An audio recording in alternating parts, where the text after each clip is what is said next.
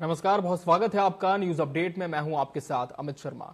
देहरादून में राज्यपाल retired lieutenant general Gurmeet Singh ने राजभवन में राज्य विश्वविद्यालयों के कुलपतियों की बैठक ली, जहां राज्यपाल ने सभी कुलपतियों को विश्वविद्यालयों से संबद्ध महाविद्यालयों और संस्थानों के औचक निरीक्षण के निर्देश दिए हैं। राज्यपाल ने कहा कि कॉलेजों में विद्यार्थियों की सुविधाओं और उनके विकास में कोई कसर न रहे, और उन्होंने कहा कि विश्वविद्यालय अपने क्रियाकलापों में टेक्नोलॉजी का अधिकाधिक उपयोग करते हुए ई कल्चर लाने का प्रयास करें।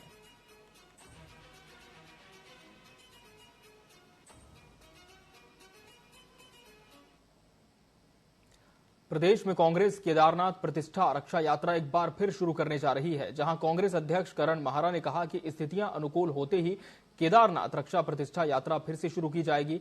उन्होंने कहा कि केदारनाथ मंदिर धाम ट्रस्ट ने यह मान लिया है कि वो वहां पर मंदिर नहीं बनाएंगे, जहां उनके लिखे पत्र का अंतिम 2 पंक्ति सभी सनातन धर्म मानने वालों के लिए एक चैलेंज है। हम लोग टच में हैं, हम लोग लगातार उनसे बात कर रहे हैं कि केदारनाथ प्रतिष्ठा यात्रा जो है वो हम लाना चाहते हैं। वो अभी के वहाँ के हालातों को सही नहीं बता रहे हैं, और उनका ये कहना है कि थोड़ा समय रुक जाइए, हम जैसे ही रास्ता बन जाएगा पैदल जाने का तब आइएगा। क्योंकि केदारनाथ मंदिर धाम ट्रस्ट जो दिल्ली का है उसने भले ही ये मान लिया कि हम नहीं बनाएंगे, लेकिन उन्होंने जो पत्र लिखा है ये पत्र से हमें गंभीर आपत्ति है। प्रशासन से हम लोग टच में हैं, हम लोग लगातार उनसे बात। उत्तराखंड में 38वें राष्ट्रीय खेलों के सफल आयोजन और प्रबंधन के लिए एकीकृत स्पोर्ट्स पोर्टल और ऐप डेवलप करने के साथ साथ स्पोर्ट्स प्रोजेक्ट मैनेजमेंट यूनिट स्थापित की जाएगी, जहां खेल मंत्री ने कहा कि राष्ट्रीय खेलों में हिस्सा लेने जा रहे प्रदेश के खिलाड़ियों के लिए विशेष प्रशिक्षण शिविरों के आयोजन किए जा रहे हैं। उन्होंने कहा कि खेलों के आयोजन के बीच सुरक्षा, कानून व्यवस्था और सांस्कृतिक कार्यक्रमों के आयोजन के लिए भी नोडल अधिकारी नामित किए जा रहे हैं। राष्ट्रीय खेल हम लोग जो उम्मीद कर रहे हैं कि 15 अक्टूबर से लेकर 15 नवंबर के मध्य में, जिसको लेकर विभाग लगातार प्रयासरत है। केंद्रीय खेल मंत्री जी से भी हमने अनुरोध किया है, इसके साथ ही भारतीय ओलंपिक संघ की अध्यक्षा से भी इसका आग्रह किया है कि जल्द से जल्द इसकी तिथि घोषित होते हुए संभावित समय में जो है इसको कराया जाना जो है बहुत सुनिश्चित किया जाए। और विभाग ने जो उसकी संदर्भ में सारे साधन संसाधन जो कि हमारे 34 गेम होने हैं, जो मैंडेटरी गेम है, उसकी पूरी तैयारी जो हम लोगों ने कर ली है, उसके परिप्रेक्ष्य में मैं स्वयं खेल मंत्री जी को भी इसकी सूचना और पत्राचार कर चुकी हूँ। देहरादून के क्रीड़ा भवन में खेल विभाग ने राष्ट्रीय खेल दिवस 2024 का आयोजन किया, जहां इस कार्यक्रम में मुख्यमंत्री पुष्कर सिंह धामी सम्मिलित हुए। खेल के उत्कृष्ट क्षेत्र में उत्कृष्ट काम के लिए कई खिलाड़ियों को सम्मानित किया गया। इस दौरान खेल मंत्री, विधायक सहित खेल विभाग के अधिकारी और बड़ी संख्या में युवा खिलाड़ी मौजूद रहे।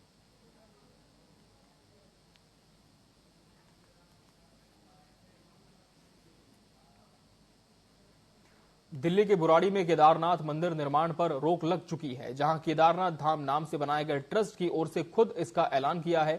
मंदिर समिति के अध्यक्ष ने इसे सरकार के कड़े रुख का नतीजा बताया। उन्होंने कहा कि उत्तराखंड के लोगों की आपत्ति के बाद धामी सरकार ने बड़े कदम उठाए। साथ ही उत्तराखंड के 4 धाम और बड़े मंदिरों के नाम पर कहीं भी मंदिर निर्माण न करने के लिए कानून बनाने की चर्चा की गई।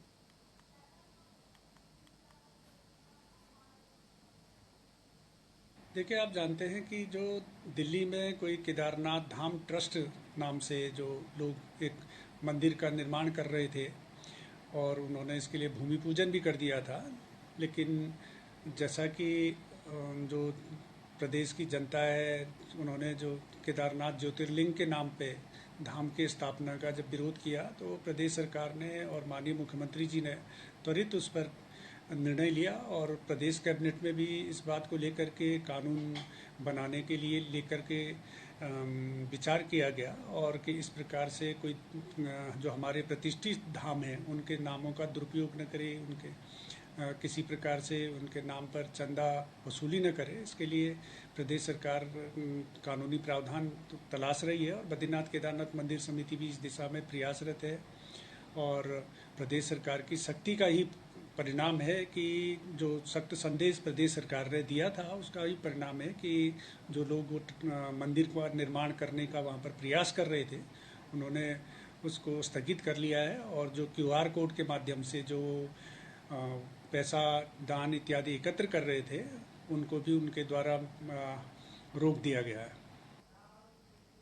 उत्तराखंड सरकार पर्यटन को बढ़ाने के लिए लगातार कई योजनाएं चला रही है। इसी के अंतर्गत अब परिवहन विभाग की तरफ से भी बाइक रेंटल योजना चलाई गई है, जिससे उत्तराखंड वासियों का रोजगार भी बढ़ेगा और इसके साथ ही पर्यटक को भी इसका लाभ मिलेगा। इस दौरान परिवहन अधिकारी शैलेश तिवारी ने बताया कि योजना में कुछ मानकों के तहत लाइसेंस दिया जाएगा, जिसमें कि लाइसेंस धारक उत्तराखंड का वासी हो और उसके पास 5 टू व्हीलर होना अनिवार्य है। इसके साथ ही सभी गाड़ी कमर्शियल में रजिस्टर्ड होनी चाहिए।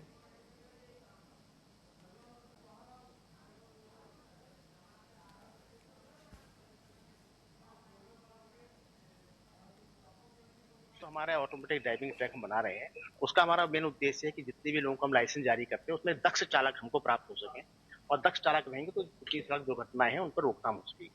इसलिए हरिद्वार में एक ड्राइविंग ट्रैक हम बना रहे हैं। इसकी जो आधारभूत चीजें हैं वो तो परिवहन विभाग ने बनाई है, लेकिन इसका तकनीकी जो सहयोग है वो आपको मारुति ने दिया है। तो मारुति ने इसको पूरा बना दिया है। अब ये चालू होने के लिए तैयार है या कुछ कमियां रह गई हैं, इसके लिए निरीक्षण के लिए हम लोग यहाँ पर आए हैं, और निरीक्षण के बाद हम रिपोर्ट देंगे और जो भी इसमें त्रुटियां होंगी उनका निराकरण करके हम शीघ्र इसको जो है जो लोग लाइसेंस बनाने आते हैं उनके लिए खोल देंगे। गणेश चतुर्थी को लेकर लोगों में खासा उत्साह देखा जा रहा है। डोईवाला में मूर्ति कलाकारों ने मूर्तियों को लगभग पूरी तरह से बनाकर तैयार कर दिया है।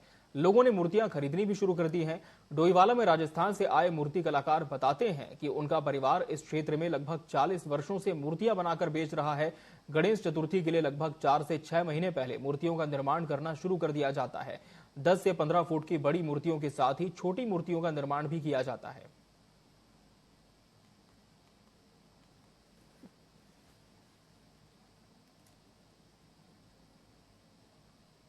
6 महीने लगते हैं। हम 6 महीने से ना पूरी तैयारी करते हैं इसे बनाने के लिए ना, और इसमें रेत डालते हैं, इसमें नदी का लाके गंगा जी का पानी लाके डालते हैं इसमें। हम यहाँ पे करते हैं हम जी बड़ी बड़ी मूर्ति करते हैं, 25-30 मूर्ति बड़ी बड़ी करते हैं, और बाकी छोटी होती है तो ऐसी होती है 2500-2600 छोटी मूर्ति होती है। हम यहाँ कर रहे हैं जी, हम मेरे पापा को हो गया यहाँ पे 40 साल हो गया, डोईवाला में रहते ना, यही कर रहे हैं हम गुरुद्वारे के पास। से ना पूरी तैयारी करते हैं इसे बनाने के लिए।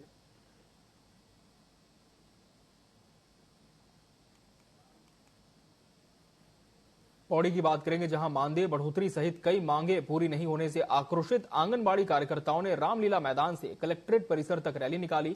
इस दौरान आंगनबाड़ी कार्यकर्ताओं ने सरकार के खिलाफ जमकर नारेबाजी की। उन्होंने डीएम डॉक्टर आशीष चौहान को ज्ञापन सौंपकर मांगों पर जल्द कार्रवाई करने की मांग की। कहा कि अगर उनकी मांगे पूरी नहीं की जाती तो वो आने वाले निकाय और पंचायत चुनाव में कार्यों का बहिष्कार कर देंगे, जिसकी समस्त जिम्मेदारी शासन की होगी।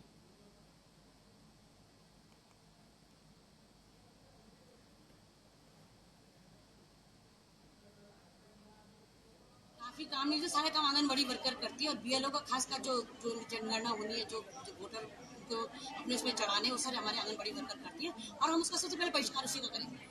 हम लोग बिल्कुल जो है सब खत्म, और हम कोई भी काम नहीं करेंगे, तालाबंदी होगी और ये अपना काम करें।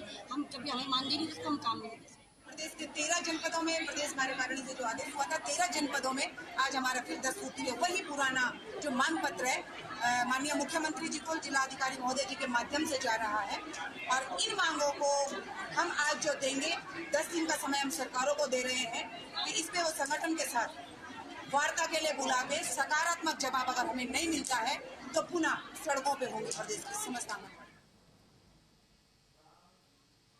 रुद्रपुर के प्रीति विहार स्थित एक निजी अस्पताल में नवजात बच्ची की उपचार के दौरान मौत हो गई। परिजनों ने उपचार में लापरवाही का आरोप लगाते हुए अस्पताल में जमकर हंगामा किया। इस मामले को लेकर पुलिस से शिकायत भी की गई। बाद में परिजनों ने पोस्टमार्टम से इनकार कर दिया। मामले में उधम सिंह नगर के मुख्य चिकित्सा अधिकारी मनोज शर्मा ने जांच कर उचित कार्रवाई करने की बात कही है।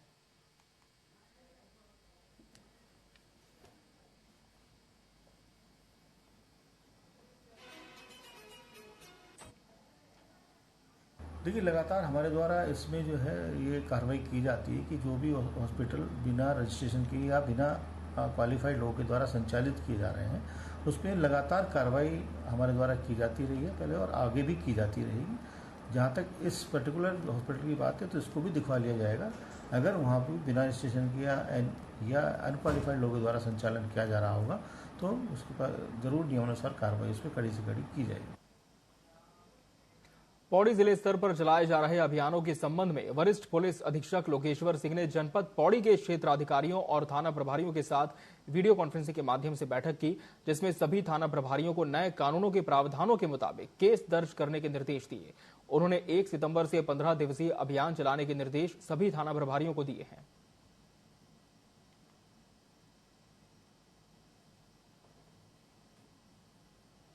पर आवारा घूमते रहते हैं, जिस कारण से कई रोड एक्सीडेंट्स की घटनाएं होती रहती हैं और उसमें कई बार कस्बों में, शहर में न्यूसेंस भी क्रिएट होता है।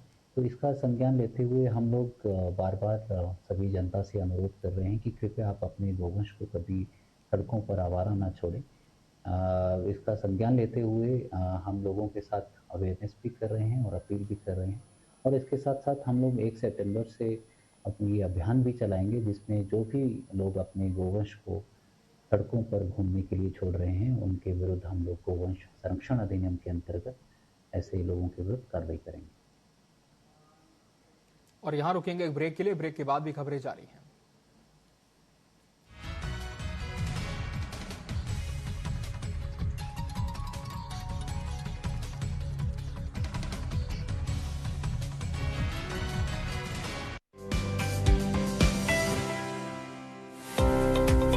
योगी सरकार ट्रेड फेयर के आयोजन से उद्यम और उद्यमियों को प्रोत्साहित कर रही है। प्रदेश में इंटरनेशनल ट्रेड फेयर 1 के बाद अब दूसरे संस्करण का आयोजन होने जा रहा है।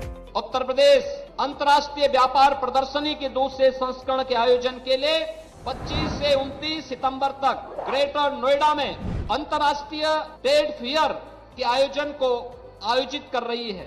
इंटरनेशनल ट्रेड फेयर के आयोजन ने जागृति दुबे जैसे नए उद्यमियों के लिए नए द्वार खोल दिए हैं। UPITF में जब मैं गई तो मुझे वहाँ पर नए नए व्यापारियों से मिलने का मौका मिला, और साथ में लोगों ने हमारे जो प्रोडक्ट हैं फ्यूजन वेयर के उनको काफी पसंद किया, जिसकी वजह से मुझे अपने व्यापार में बहुत ज्यादा ग्रोथ मिली वहाँ से आने के बाद। प्रदेश में ट्रेड फेयर का आयोजन सीएम योगी की उद्यम विकास सोच का परिणाम है, जिससे नए स्टार्टअप को फायदा मिल रहा है और तो और रोजगार के ढेरों अवसर सृजित हो रहे हैं। Rabindranath Tagore University Bhopal, NIRF ranked for 5 consecutive years. माता भूमि पुत्रो अहम पृथिव्यः, अर्थात ये भूमि हमारी माता है और हम सब इसके पुत्र हैं। इसी भाव का अनुकरणीय उदाहरण है एक पेड़ माँ के नाम अभियान। यशस्वी प्रधानमंत्री श्री नरेंद्र मोदी जी की प्रेरणा से उत्तर प्रदेश में वृक्षारोपण जन अभियान ने ले लिया है जन आंदोलन का स्वरूप। विगत 7 वर्षों में समय समय पर संपन्न हुए वृक्षारोपण से हुआ है 168 करोड़ से अधिक पौधरोपण। इससे बढ़ा है उत्तर प्रदेश के वनावरण का दायरा। माननीय मुख्यमंत्री योगी आदित्यनाथ के परिवर्तनकारी नेतृत्व में पर्यावरण संरक्षण को मिली है नई दिशा। एक्सप्रेसवे, हाईवे के किनारे सर्विस लेन के साथ ही हरित पट्टी में लगाए गए हैं छायादार, फलदार, औषधीय एवं पर्यावरणीय महत्व वाले पौधे। आइए स्वच्छ एवं स्वस्थ पर्यावरण के लिए वृक्षारोपण जन अभियान 2024 में प्रतिभाग लेकर अपनी माँ के नाम जरूर लगाएं एक पेड़। हम सब मिलकर करें ये काम, एक पेड़ लगाएं माँ के नाम।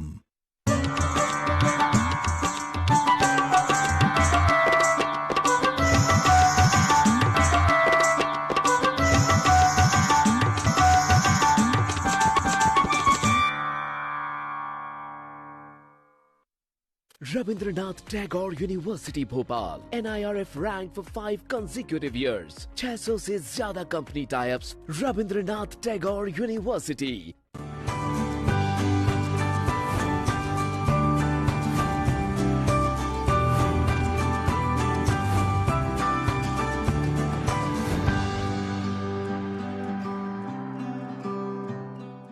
माता भूमि पुत्रो अहम पृथिव्यः, अर्थात ये भूमि हमारी माता है और हम सब इसके पुत्र हैं। इसी भाव का अनुकरणीय उदाहरण है एक पेड़ माँ के नाम अभियान। यशस्वी प्रधानमंत्री श्री नरेंद्र मोदी जी की प्रेरणा से उत्तर प्रदेश में वृक्षारोपण जन अभियान ने ले लिया है जन आंदोलन का स्वरूप। विगत 7 वर्षों में समय समय पर संपन्न हुए वृक्षारोपण से हुआ है 168 करोड़ से अधिक पौधरोपण। इससे बढ़ा है उत्तर प्रदेश के वनावरण का दायरा। माननीय मुख्यमंत्री योगी आदित्यनाथ के परिवर्तनकारी नेतृत्व में पर्यावरण संरक्षण को मिली है नई दिशा। एक्सप्रेसवे, हाईवे के किनारे सर्विस लेन के साथ ही हरित पट्टी में लगाए गए हैं छायादार, फलदार, औषधीय एवं पर्यावरणीय महत्व वाले पौधे। आइए स्वच्छ एवं स्वस्थ पर्यावरण के लिए वृक्षारोपण जन अभियान 2024 में प्रतिभाग लेकर अपनी माँ के नाम जरूर लगाएं एक पेड़। हम सब मिलकर करें ये काम, एक पेड़ लगाएं माँ के नाम। राजनीति खेल है शह और मात का, घात और प्रतिघात का। राजनीति के खेल में कौन है राजा, कौन है प्यादा, कहाँ टूटी है संयम की मर्यादा। जनता में कौन लोकप्रिय है ज्यादा, बताएंगे सच पूरा कभी नहीं आधा। अपने दर्शकों से हमारा है ये वादा। टीवी 24।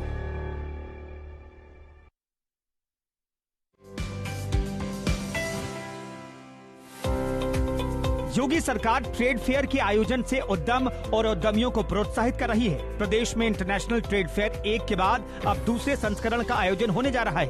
उत्तर प्रदेश अंतर्राष्ट्रीय व्यापार प्रदर्शनी के दूसरे संस्करण के आयोजन के लिए 25 से 29 सितंबर तक ग्रेटर नोएडा में अंतर्राष्ट्रीय ट्रेड फेयर के आयोजन को आयोजित कर रही है। इंटरनेशनल ट्रेड फेयर के आयोजन ने जागृति दुबे जैसे नए उद्यमियों के लिए नए द्वार खोल दिए हैं। UPITF में जब मैं गई तो मुझे वहाँ पर नए नए व्यापारियों से मिलने का मौका मिला और साथ में लोगों ने हमारे जो प्रोडक्ट हैं फ्यूजन वेयर के उनको काफी पसंद किया, जिसकी वजह से मुझे अपने व्यापार में बहुत ज्यादा ग्रोथ मिली वहाँ से आने के बाद। प्रदेश में ट्रेड फेयर का आयोजन सीएम योगी की उद्यम विकास सोच का परिणाम है, जिससे नए स्टार्टअप को फायदा मिल रहा है और तो और रोजगार के ढेरों अवसर सृजित हो रहे हैं।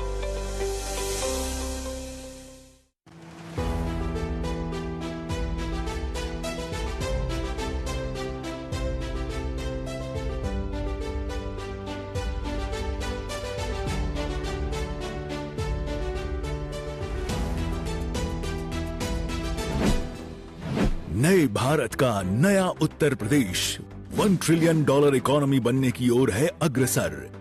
स्थानीय उत्पादों को यूपी इंटरनेशनल ट्रेड शो ने दिया है इंटरनेशनल मार्केट। पहले संस्करण में 70,000 से अधिक खरीदारों और 3 लाख से अधिक आगंतुकों से कारोबारियों का बढ़ा है हौसला। यूपी इंटरनेशनल ट्रेड शो के द्वितीय संस्करण का आयोजन 25 से 29 सितंबर 2024 तक ग्रेटर नोएडा में किया जा रहा है। आइए इस वैश्विक व्यापारिक महाकुंभ का हिस्सा बनकर अपने व्यवसाय को दें नई दिशा। UP international trade show, sourcing का अद्वितीय मंच।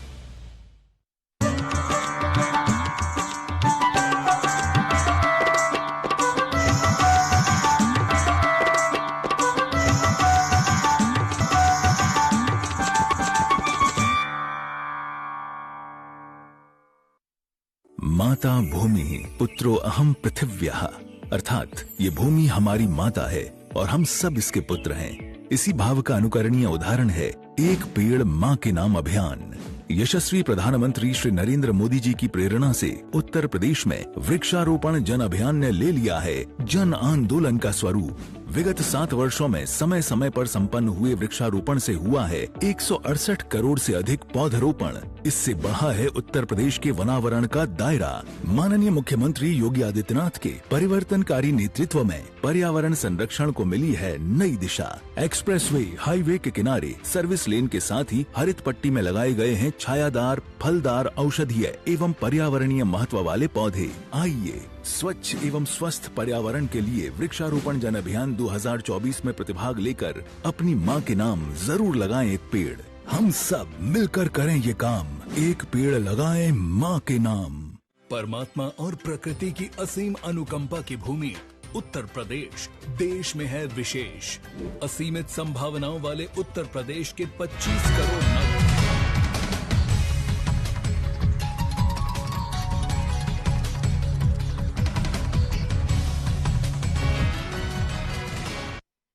ब्रेक के बाद एक बार फिर स्वागत है आपका। बढ़ते हैं खबरों की ओर। लक्सर के आबादी क्षेत्रों में भी अब हाथियों का उत्पात देखने को मिल रहा है, जिससे लोगों में दहशत का माहौल है। कई बार आबादी इलाकों में हाथियों ने उत्पात मचाया है। 3 दिन पहले नगला गांव में हाथी ने पशुशाला को उजाड़ दिया और एक गाय को गंभीर रूप से घायल कर दिया। राम कॉलोनी में हाथी के घुस आने का वीडियो सीसीटीवी में कैद हो गया। सूचना दिए जाने पर वन विभाग हर मुमकिन प्रयास से हाथियों पर काबू पा रहा है।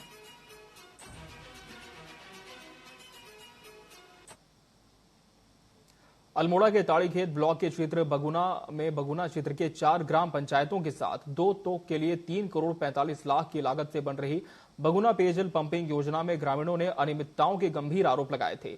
ग्रामीणों ने आरोप लगाते हुए कहा कि निर्माणाधीन टैंकों और पेयजल के लिए बन रही बिल्डिंग में लोकल नदी से रेता निकालकर लगाया जा रहा है। वहीं अधिशासी अभियंता ने पेयजल पंपिंग योजना का निरीक्षण कर जांच के निर्देश दिए।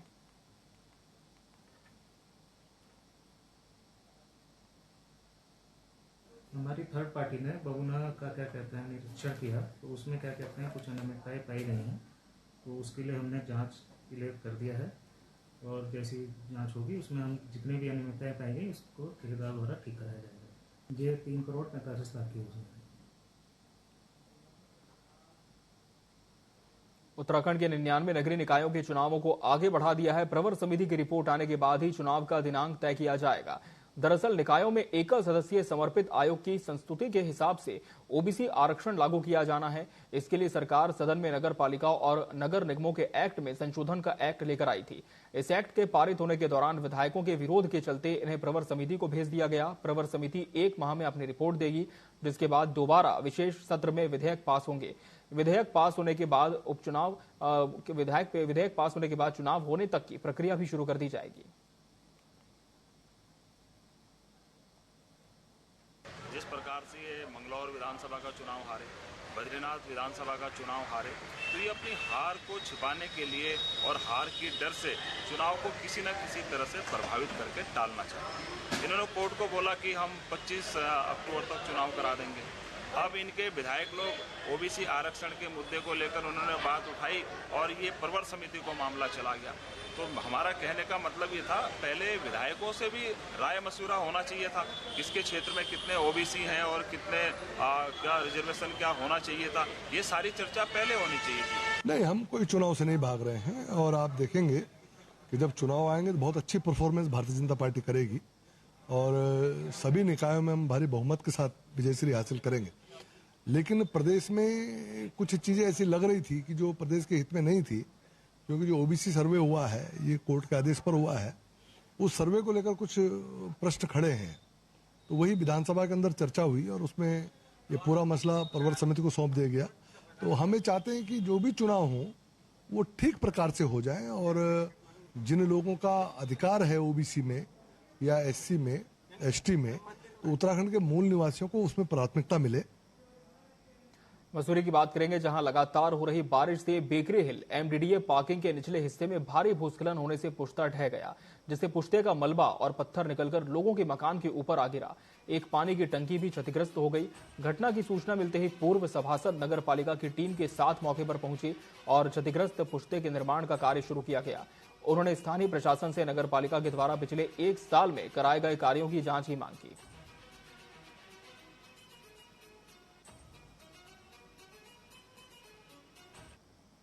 कुछ नहीं लगा रखा है। तो ऐसे में अगर पुश्ता इधर की तरफ गिरता तो बहुत बड़ा नुकसान होता कि सब सोते रह जाते। सुबह को दरवाजे तोड़ के निकालते हमको। वो तो भगवान ने शुक्र करा कि पीछे को गिरा हो। केवल छोटे से लालच के चक्कर से अगर किसी परिवार में किसी बच्चे की जान चली जाए, किसी परिवार के सदस्य की मौत हो जाए, तो उसकी जिम्मेदारी कौन सा विभाग लेगा? केवल ये बोल देना कि बारिश हो रही है, गिर जाएगा, तो बारिश हो जाएगी तो पूरी मसूरी जमीन में गिर जानी चाहिए। तो आपदा का बहाना लेके गुणवत्ता के केवल काम को बचाया नहीं जा सकता है। कोई कार्य में कोई गुणवत्ता नहीं है। कि जब हमने यहाँ पे काम करवाया था तो ये जो पूरा है इधर पूरा मिट्टी का पहाड़ था ये, और ये सुरक्षा की दृष्टि से पहले भी सेफ नहीं था। तो हमने ये कहा कि इसको जो है हम पुश्ता लगा के इसको, जिससे यहाँ कोई मिट्टी और पत्थर यहाँ न गिरे घरों में, तो वो लगवाया था। अब जो पीछे पलम भरा गया वो पलम सही क्वालिटी का लगा, उसमें कोई वो नहीं है, गुणवत्ता सही है। जो इन्हें हमारे नगर पालिका ने देखा था तभी वो नापा गया था। और आज क्या हुआ, आपदा के कारण जो ये खिसका तो पीछे की जो मिट्टी है वो उसके साथ आ गई, तो ये लग रहा है कि इसकी गुणवत्ता सही नहीं। गुणवत्ता बिल्कुल सही है और काम अच्छा हो रखा था। न्यूज अपडेट में फिलहाल इतना ही। मुझे मेरी पूरी टीम को दीजिए इजाजत। नमस्कार।